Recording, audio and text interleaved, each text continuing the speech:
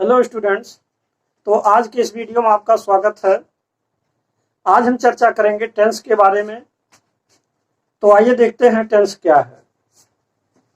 जैसे जो ये टेंस है, इस टेंस को हम कह सकते हैं, हिंदी में कह सकते हैं काल या समय। तो जो टेंस होता है ना, बेसिकली मूल रूप से टेंस तीन प्रकार के हैं। पहला आपका प्रेजेंट टेंस है, और दूसरा पास्ट टेंस है, तीसरा आपका फ्यूचर टेंस है। और ये मेन रूप से तीन टेंसेज हैं, और इन तीनों टेंसेज के चार चार भाग भी हैं, जैसा कि मैंने यहाँ चार भाग दर्शा दिया है। जैसे मान लीजिए इंडेफिनिट है, कॉन्टिन्यूअस है, परफेक्ट है और पीसी है। तो ये चार भाग हैं।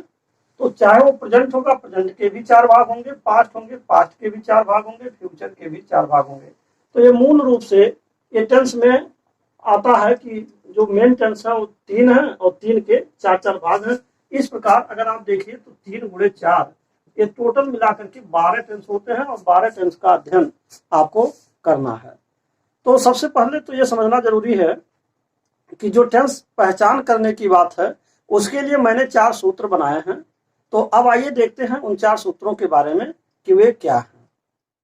तो देखिए, सूत्र नंबर 1, पहला सूत्र आपका है कि जैसे 3 तरह के टेंसेज होते हैं, और इसमें पहला टेंस है प्रेजेंट, दूसरा है पास्ट, तीसरा आपका फ्यूचर टेंस है। तो प्रेजेंट को मैंने जो सूत्र में बनाया है, प्रेजेंट में है, हूं, हो। प्रेजेंट का मतलब है, हूं, हो, ये सूत्र मैंने लिखा है। और दूसरा जो पास्ट है, इसका मतलब था, थे, थी होगा। फ्यूचर मीन्स गा, गे, गी होगा। तो ये आपका पहला सूत्र है। और दूसरी बात यह देखिए, यहाँ इंडेफिनिट है, फिर तातेती है। इंडेफिनिट का हिंदी में अर्थ होगा तातेती, और कॉन्टिन्यूअस का अर्थ होगा रहा, रहे, रही। परफेक्ट में देखिए लिखा है आइए प्लस है, हूं, हो, था, थे, थी, गा, गे, गी। और परफेक्ट कॉन्टिन्यूअस को शॉर्ट फॉर्म में परफेक्ट कॉन्टिन्यूअस को हमने पीसी लिखा है। पीसी माने समय, रहा, रहे, रही आदि आता है। तो यहाँ पर सबसे पहले यह समझना है कि जैसा कि मैंने बताया कि टेंस के पहचान के या टेंस पहचान के 4 सूत्र। तो 4 सूत्रों में से मैंने 3 सूत्र यहाँ लिखा हुआ है। सूत्र नंबर 1, सूत्र नंबर 2 और सूत्र नंबर 3। तो ये 3 सूत्र मैं आपको पहले समझा लूंगा, फिर सूत्र नंबर 4 के बारे में हम आपको इसके बाद समझाएंगे।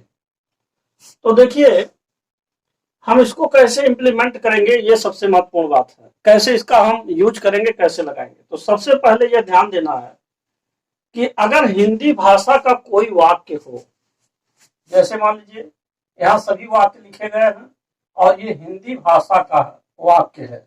हिंदी भाषा का वाक्य, ये हिंदी भाषा का वाक्य है। यहाँ जितने वाक्य दिए गए हैं, 8 तरह के वाक्य हैं। तो अब इसमें हम कैसे इसको लागू करेंगे, ये हम कैसे पहचान पाएंगे कि ये किस टेंस में है। तो आइए शुरू करते हैं। सूत्र नंबर 1, जो आपका सबसे पहला सूत्र है। तो इसमें जैसा कि मैंने बताया कि प्रेजेंट माने है, हूं, हो होगा, पास्ट माने था, थे, थी, फ्यूचर माने गा, गेगी। तो आप सूत्र नंबर 1 को सबसे पहले हिंदी का जो वाक्य रहेगा, उस वाक्य के अंत में लगाएंगे। अंत में इसका प्रयोग करेंगे। कहने का मतलब यह है, हमको ये देखना है कि जैसे यहाँ 8 तरह के वाक्य हैं, तो सबके अंत में जाना है। अब देखिए, अंतिम में अगर आप जा रहे हैं तो यहाँ पर आपका है मिल रहा है। तो देखिए, है अगर आता है, हूं, हो में से कोई आ जाए, जैसे वह किताबें खरीदता है, तो है हो गया। और इसके बाद मैं किताबें खरीदता हूं, तो ये हूं हो जाएगा। तुम किताबें खरीदते हो, तो ये हो जाएगा। तो कहने का मतलब यह है कि हिंदी भाषा का जो वाक्य रहेगा, उसके अंत में जाना है। अंत में है, हूं, हो में से कोई आ गया, तो है, हूं, हो माने प्रेजेंट होता है। इसका मतलब है यह जो वाक्य है, ये आपका प्रेजेंट टेंस में है। तो ये प्रेजेंट में है। दूसरी बात, आइए दूसरा वाक्य देखिए, सरला स्कूल नहीं जाती है। तो इस वाक्य में भी अंत में देखिए है आ गया है। इस नाते यह भी आपका प्रेजेंट टेंस में है। प्रेजेंट।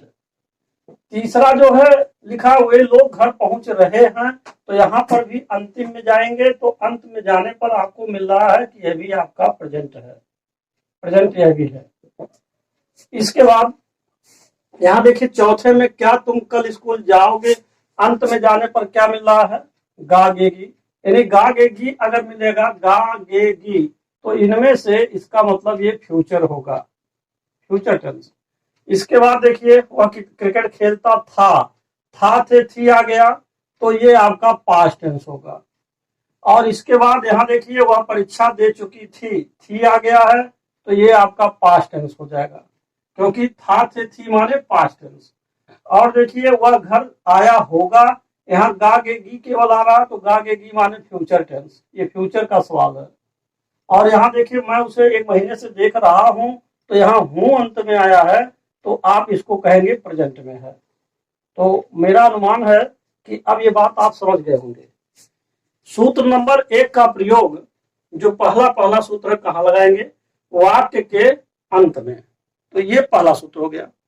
अब बात यह है कि हम सूत्र नंबर 2 को देखेंगे, इसका प्रयोग कहाँ होगा। तो देखिए इंडेफिनिट जो है, इंडेफिनिट का हिंदी में हमने अर्थ बनाया है ता ते ती। तो अब सूत्र नंबर 2 कहाँ लगाएंगे, पहले ये समझ लीजिए। सूत्र नंबर 2 लगेगा जैसे वाक्य के अंत में पहला सूत्र लगेगा, और सूत्र नंबर 2 अंतिम वाले शब्द से पहले, अंतिम वाले शब्द से पहले। अब देखिए अंतिम वाला शब्द, ये सारे जो भी वाक्य लिखे गए हैं ये तो पता चल गया कि ये किस टेंस में है। पहले चीज तो क्लियर हो गया। टेंस बेसिकली 3 ही होते हैं, एक प्रेजेंट, दूसरा पास्ट, तीसरा फ्यूचर। प्रेजेंट का मतलब है हूं हो, पास्ट माने था थे थी, फ्यूचर मीन्स गागेगी। क्योंकि ये फिक्स है कि है हूं हो था थे थी गागेगी में से कोई ना कोई वाक्य अवश्य आएगा। जैसे हम लोग कोई भी बातचीत करते हैं, अब देखिए जैसे मान लीजिए कुछ भी बातचीत करते हैं तो उस वाक्यों के द्वारा करते हैं, और जब हम वाक्यों के द्वारा करते हैं तो निश्चित रूप से उस वाक्य के अंत में जब हम जाते हैं तो या तो है हूं हो आता है, या तो था थे थी आता है। जैसे देखिए बोल रहे हैं था थे थी आता है, जैसे गागे घी आता है। तो इस तरीके से कोई भी हिंदी का वाक्य हो, ऐसा आपको कोई वाक्य नहीं मिलेगा कि जिसमें है हूं हो, था थे थी और गागेगी न आते हो। देखिए अंत में हो, कहने का मतलब यह है हर एक वाक्य के अंत में इन्हीं 9 अक्षरों में से है हूं हो था थे थी गागेगी में से कोई ना कोई अवश्य आएगा, अवश्य आएगा। तो देखिए गा आ गया। तो सबसे आसान तरीका था पहला जो सूत्र है उसको प्रयोग करने का, कि जो भी हिंदी का वाक्य दिया गया है आप सबसे पहले अंत में पहुंच जाइए, और अंत में ये पता चल जाएगा कि किस टेंस में है। तो अब एक बात और है कि अंतिम वाले शब्द, जो अंतिम वाला शब्द आया है इससे पहले हमको देखना है, और दूसरे नंबर का सूत्र यहाँ लागू होगा। तो एक चीज ये समझिए कि इंडिफिनिट माने ता ते ती होता है, कॉन्टिन्यूअस माने रहा रहे रही होता है। तो सबसे पहले हम आपको इंडिफिनिट देखते हैं कि कहाँ कहाँ इंडिफिनिट आया है। चलिए तो देखिए यहाँ है से पहले ता आया, इंडिफिनिट एक इंडिफिनिट यहाँ आया है। यहाँ देखिए जाति में ती आया है, एक इंडिफिनिट यहाँ आया है। तो ये दोनों आप इंडिफिनिट लिख दीजिए, प्रेजेंट इंडिफिनिट, प्रेजेंट का इंडिफिनिट, यानी ये दोनों सवाल प्रेजेंट इंडिफिनिट। लेकिन इस अंतिम वाले शब्द से पहले जब हम आ रहे हैं तो यहाँ देख रहे हैं कि रहे आ गया है। अब देखिए यहाँ कॉन्टिन्यूअस, रहा रहे रही मीन्स कॉन्टिन्यूअस होता है, तो रहा रहे रही अगर आ गया तो इसका मतलब है कि ये रहा रहे रही आया तो ये कॉन्टिन्यूअस है। इसी प्रकार आप देखिए यहाँ अंतिम वाले शब्द से एक शब्द पहले, तो यहाँ तो कोई चीज नहीं दिया है, तो ये ऑटोमेटिकली केवल फ्यूचर है। तो अगर एक नियम है, जब सूत्र नंबर हम चौथा बताएंगे तो वहां आपको और भी बात समझ में आएगी। केवल गागेगी भी अगर आएगा तो यह भी फ्यूचर का इंडेफिनिट कहलाएगा। ये आपको हम बाद में समझा देंगे कैसे, यह भी फ्यूचर इंडेफिनिट में होगा। तो आप यहाँ फ्यूचर इंडेफिनिट लिख सकते हैं। अब आप देखिए नेक्स्ट, इसके बाद तातेती, यहाँ देखिए तातेती यहाँ आया है। इसके बाद आप देखिए कहीं पर है नहीं है।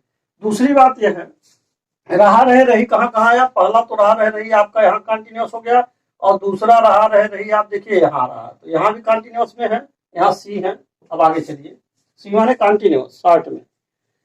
अब एक चीज और देखिए, यहाँ लिखा हुआ है परफेक्ट, तो परफेक्ट का मतलब लिखा सूत्र में आइए, है, हूं, हो, था, थे, थी, गा, गे, गी।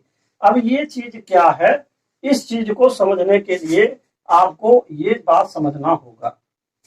देखिए सबसे पहले समझिए कि आइए क्या है।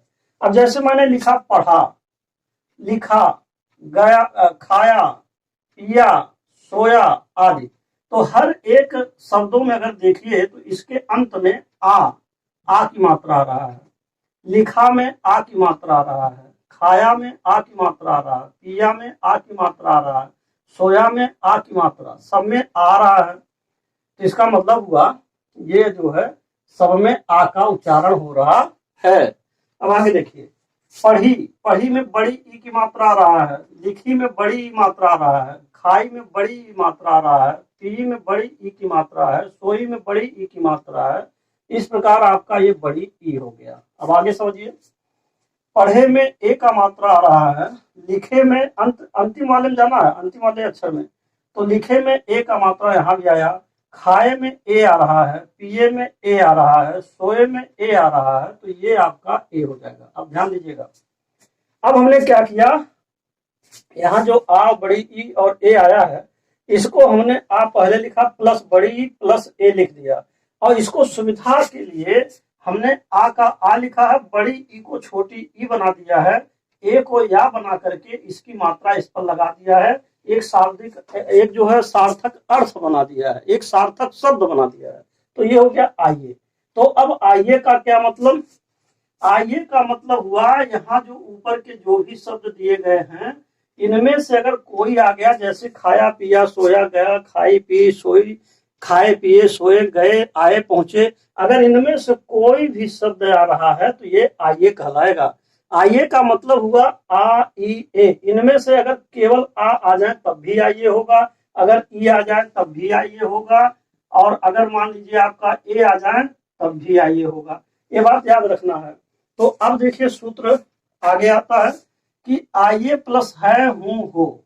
अब एक बात और समझिए, यहां पर एक बात ये समझना है, यहीं पर मैंने सूत्र नंबर 3 बना दिया। अब 3 नंबर का सूत्र जरा देखिए, हमने किया क्या है, सूत्र नंबर 3 को कहीं अलग से नहीं लाया गया है, इन्हीं में से कर दिया गया। जैसे आइए के साथ एक बार हमने है, हूं, हो को जोड़ दिया इसको, और इसके बाद फिर आइए के साथ था, थे, थी जोड़ दिया गया, फिर आइए के साथ गागे की जोड़ करके एक हमने अलग सूत्र बनाया। कैसे, आइए प्लस है, हूं, हो।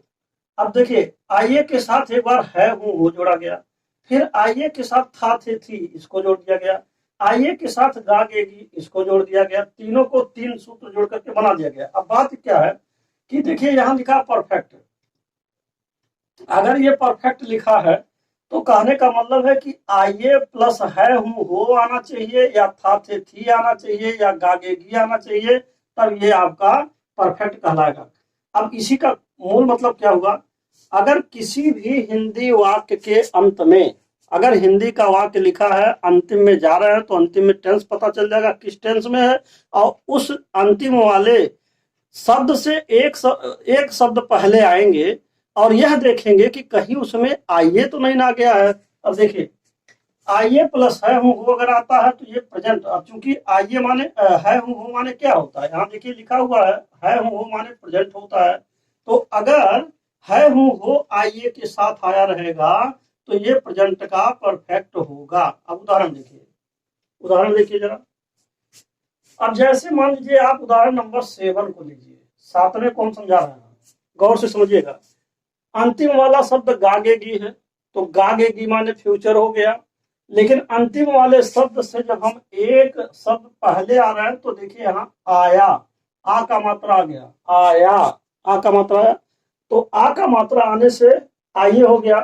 अब ये कह रहा कि आइए के साथ है, आइए के साथ आया क्या है, गागेगी, तो ये देखना पड़ेगा, आइए के साथ गागेगी आया है, तो चूंकि गागेगी माने होता है फ्यूचर, तो ये बन जाएगा फ्यूचर का और परफेक्ट हो जाएगा, क्योंकि आइए में आप जान रहे हैं वो था, थे, थी, गागेगी शामिल हैं, इनमें से गागेगी वाला हिस्सा यहाँ पर आया हुआ है, इसलिए गागेगी माने होता है फ्यूचर, तो ये फ्यूचर का, और आइए माने परफेक्ट, तो ये फ्यूचर का परफेक्ट हो जाएगा।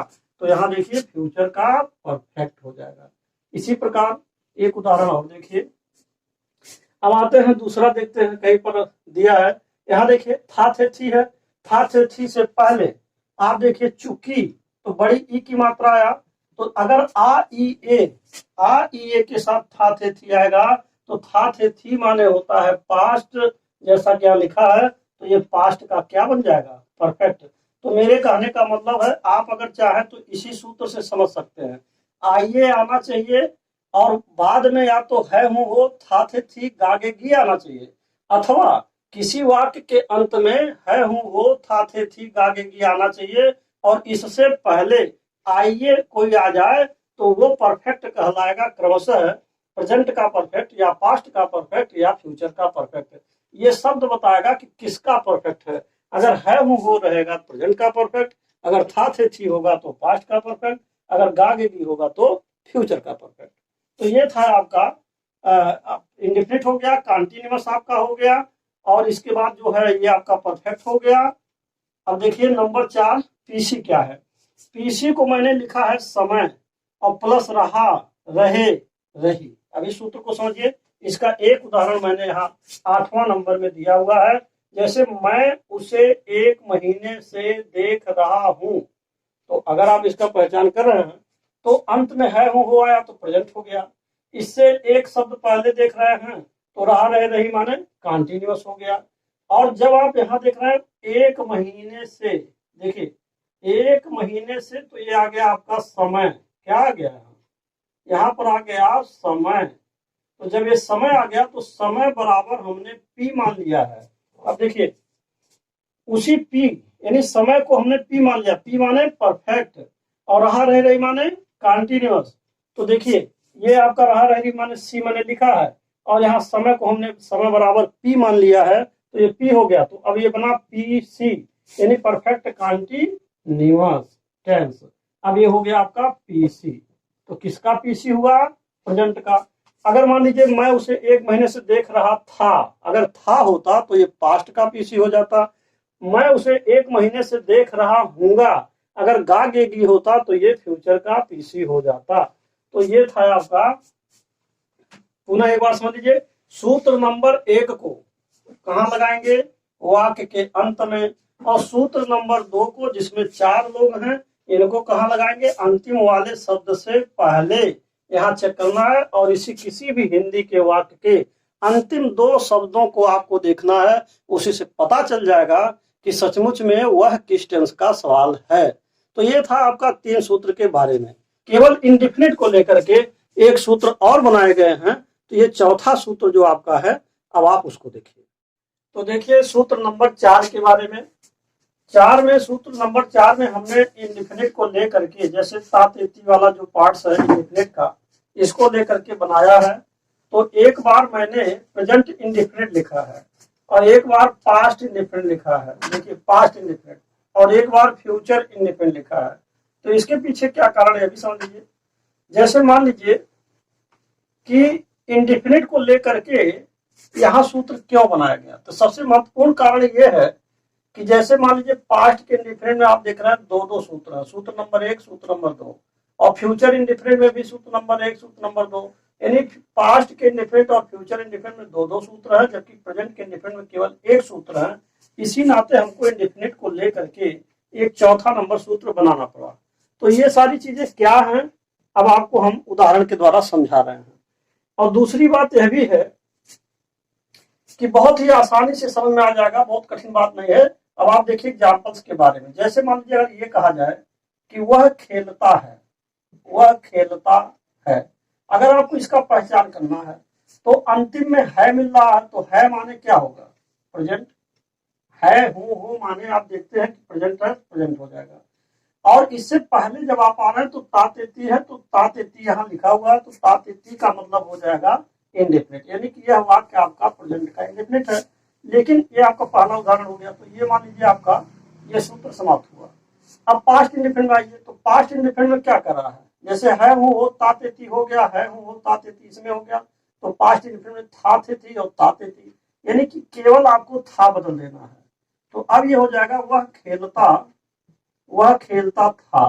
तो ये आपका हो जाएगा पास्ट का इंडेफिनिट। क्यों पास्ट इंडेफिनिट हुआ, क्योंकि आप देख रहे हैं था थे थी माने पास्ट होता है और इन ता ते ती माने इंडेफिनिट, तो आपका इंडेफिनिट हो गया। लेकिन ये सूत्र नंबर 1 हुआ। अब सूत्र नंबर 2 कह रहा है कि आइए आना चाहिए, अर्थात अब आप इसी सवाल को, जैसे वह खेलता था, या आप लिख सकते हैं वह खेला। अब देखिए यहाँ पर अगर हम देखें तो इसमें अंत में आ का मात्रा आ रहा है, केवल यहाँ पर खेला आया हुआ है, खेला। तो एक चीज यहीं पर आप समझ लीजिए, तो केवल आ आने पर भी यह आपका आइए होगा। अगर आप इसको भी देखिए तो आइए होगा। तो एक चीज यह है कि यहाँ पर भी आपका आइए आ जा रहा है, एक तो आइए यहाँ लिखा हुआ है और दूसरे आइए यहाँ पर भी आया हुआ है। देखिए यहाँ पर भी आइए है। तो इस आइए में और इस आइए में अंतर क्या है?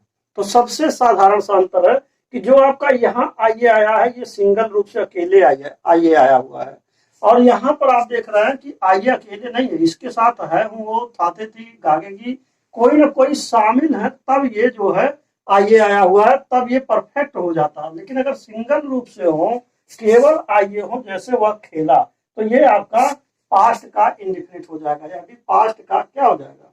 इंडिफिनिट हो जाएगा। अब देखिए केवल आइए आने पर पास्ट इंडिफिनिट हुआ, लेकिन अगर हम इसी सवाल को आगे बढ़ा दें, जैसे मान लीजिए अगर इस तरह कह दिया जाए कि वह खेला, या इसी को हम ऐसे कह दें कि जैसे मान लीजिए वह खेला और इसी में जोड़ दें था, या इसी में जोड़ दें है, या इसी में जोड़ दें होगा। अगर इनमें से हम कोई एक जोड़ दें तो अब ये पास्ट इंडिफिनिट नहीं रह जाएगा, क्योंकि इसके साथ इसमें था थे थी है वो गागी में से कोई कोई आ गया, तो अब ये इंडिफिनिट नहीं होगा। जैसा कि यहाँ इंडिफिनिट लिखा हुआ है, तो ये पास्ट का इंडिफिनिट नहीं होगा, बल्कि ये परफेक्ट बनेगा, यानी कि परफेक्ट बनेगा। और परफेक्ट किसका बनेगा? अगर था थे थी रहेगा तो पास्ट का हो जाएगा, अगर है हो है तो प्रेजेंट का परफेक्ट हो जाएगा, अगर गागेगी है तो फ्यूचर का परफेक्ट हो जाएगा। तो ये चीज ध्यान देना है कि पास्ट के इंडिफिनिट में 2 सूत्र हैं, यानी कि वह खेलता था तब भी पास्ट इंडिफिनिट है, और वह खेला तब भी पास्ट इंडिफिनिट है। इसका मतलब है कि इन दोनों ही वाक्यों का अगर आप अंग्रेजी बनाएं तो इन दोनों ही वाक्यों का केवल और केवल एक अंग्रेजी होगा, यानी कि ही प्लेड होगा। अब जरा देखिए ही प्लेड होगा, यानी ही प्लेड का अगर हिंदी में अर्थ निकालिए तो इसका हिंदी में 2 अर्थ निकलेगा। पहला अर्थ निकलेगा वह खेलता था। क्यों पहला अर्थ निकलेगा? क्योंकि इसमें पहला सूत्र था थे थी ताते थी, तो यहाँ देख रहे था थे थी और ताते थी आया हुआ है, तो ये पहले सूत्र के अनुसार। और दूसरा वह खेला, तो दूसरा नंबर का सूत्र है आइए केवल आया है, तो यहाँ खेला में आ का मात्रा आ रहा है, तो ही प्लेड के 2 अर्थ देंगे। तो इस तरीके से आपका ये पास्ट इंडिफिनिट हुआ। अब आप देखिए तीसरा, हम आपको फ्यूचर इंडिफिनिट समझाते हैं। अब इसी तर्क को आगे देखिए। अब आप देखिए फ्यूचर इंडिफिनिट के बारे में, तो इसमें भी 2 सूत्र हैं, गागेगी प्लस तातेती। तो एक सामान्य सूत्र है गागेगी प्लस तातेती। जैसे वह खेलता होगा, तो इसी उदाहरण को हमने लिया, तो गागेगी प्लस तातेती, तो ये आपका फ्यूचर हो गया। गागेगी माने फ्यूचर हो गया और तातेती माने इंडिफिनिट हो गया, तो फ्यूचर इंडिफिनिट। और या इसी को आप लिख सकते हैं वह खेलेगा। क्यों? क्योंकि अंत में करा गागेगी आना चाहिए, तो गागेगी केवल आएगा तब भी ये आपका फ्यूचर का इंडिफिनिट होगा। तो ये दोनों ही सवाल का अगर आप अंग्रेजी में अनुवाद करेंगे तो इसका बनेगा he will play, he will play. अब देखिए ही विल प्ले के 2 अर्थ होंगे, पहला अर्थ होगा वह खेलता होगा और दूसरा अर्थ होगा वह खेलेगा। तो इस तरीके से आपने देखा कि टेंस पहचान के 4 सूत्र यहाँ पर हमने लिखा। और समझने की बात यह है कि सूत्र नंबर 1 को आपको कहाँ लगाना है? अंत में, यही चीज ध्यान देना है, वाक्य के अंत में। और सूत्र नंबर 2 और सूत्र नंबर 3 और सूत्र नंबर 4, ये जो जितने सूत्र हैं, तीनों सूत्र हैं, ये अंतिम वाले शब्द से एक शब्द पहले, यही चीज आपको ध्यान देना है, एक शब्द पहले। तो इसी तरीके से अगर आपको ये देखना है, पहले ये क्लियर कर लीजिए कि किस टेंस में आ रहा है, और इसके बाद दूसरा, और उस अंतिम वाले शब्द से पहले जब आप आएंगे तो ये देखना है कि उसमें से दूसरा सूत्र लग रहा है, तीसरा लग रहा है, चौथा लग रहा है, कोई न कोई उसमें से जरूर लागू होगा। तो इस तरीके से आपका यह वीडियो अब यहीं पर समाप्त होता है। तो अंत में मैं आपसे यही कहूंगा कि यदि आप मेरे चैनल पर पहली बार हैं तो कृपया मेरे चैनल को सब्सक्राइब अवश्य कर दें, साथ ही साथ बेल आइकन भी प्रेस कर दें, जिससे कि जो भी मैं नए नए वीडियोज बनाऊं उसका नोटिफिकेशन आप तक पहले पहुंच सके। And finally thanks for watching this video.